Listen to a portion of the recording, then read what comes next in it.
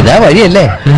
ആത്തുണ്ടായിരുന്നു പരിപാടി. അമ്പലത്തിലൊരു വഴിപാടിന്റെ കാര്യം പറഞ്ഞു. വഴിപാടായിരുന്നല്ലോ, നല്ല കാര്യമായിട്ടായിരുന്നല്ലോ. തോന്നിയ പറയരുത്. തോന്നിയ ദിവസം കാണിച്ചിട്ട് ആ പാവം ജവാന്റെ ഫോട്ടോയില് മാലിട്ട് ചന്ദനത്തിലെത്തിക്കണോ അല്ലേ? പുരുഷേട്ടനെങ്ങാനും അറിഞ്ഞാ പിള്ളച്ചന്റെ ഫോട്ടോയില് മാലിട്ട് ചന്ദനത്തിലെത്തിക്കേണ്ടി വരും. വെടിവെച്ച് ചതറിക്കും.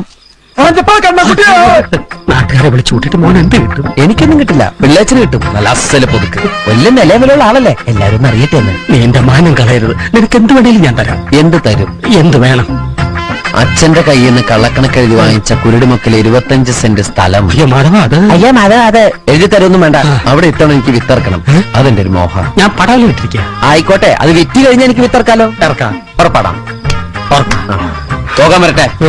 ഇതൊക്കെ മറക്കാതിരിക്കാൻ ഞാനൊന്നും കൂടെ തന്നാലോ? വേണ്ട, ആരും കാണൂല. വേണ്ടേ? എന്നാ ചാടിക്കോ മോനെ. ഇന്ന് നീ അവിടെ കക്കാൻ കയറരുത്. ഇന്ന് അവിടുന്ന് എന്തെങ്കിലും പോയാൽ നാളെ അത് എന്റെ തലയിലാവും. ഇവിടെയല്ലേ ജഗൻ താമസിക്കുന്നത്? ആരാ? ജഗൻ, ജഗന്നാഥൻ, ജഗ്ഗു. നിങ്ങളാരാ? മനസ്സിലായില്ലല്ലോ. ഞാൻ Nayan, Nayan Taradevan. That's my name. മോളുടെ പേരെന്താ? മോളോ? എവിടുന്നാ? ഒരുപാട് ദൂരേന്നാ. അങ്ങനെ ഒരു സ്ഥലമുണ്ടോ? ഒരുപാട് ദൂരെ. അങ്ങനെ ഒരുപാട് സ്ഥലങ്ങളുണ്ട്. മോൾക്കറിയാഞ്ഞിട്ടാട്ടോ. എനിക്കൊരു പേരുണ്ട്. മോളെന്നല്ല, ഉണ്ണിമായാന്നാ. ഓ സോറി.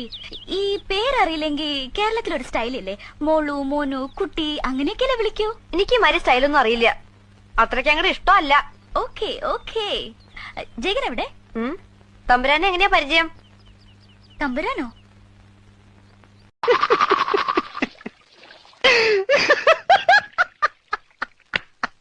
ഞാനെന്തല്ലോ സ്വപ്നം കണ്ടടാ. നമ്മള് മൂന്നിലൂടെ വെള്ളം അടിച്ചോണ്ടിരുന്നപ്പോ ഈ പൊട്ട സംസാരിച്ചതായിട്ട്. മിണ്ടാതിരിടാ പട്ടി എന്നല്ലേ അവൻ പറഞ്ഞത്. എന്റെ സ്വപ്നത്തിലെ ഡയലോഗ് നീ എങ്ങനെ കേട്ട്? സ്വപ്നത്തിന് ഞാനും ഉണ്ടായിരുന്നല്ലേ പറഞ്ഞത്. അപ്പൊ ഞാൻ കേൾക്കാതിരിക്കോ? കേൾക്കാതിരിക്കാൻ ഞാൻ എന്താ പൊട്ടനാ? അതായത് ഉത്തമ. മനസ്സിലായി മനസ്സിലായി മനസ്സിലായി.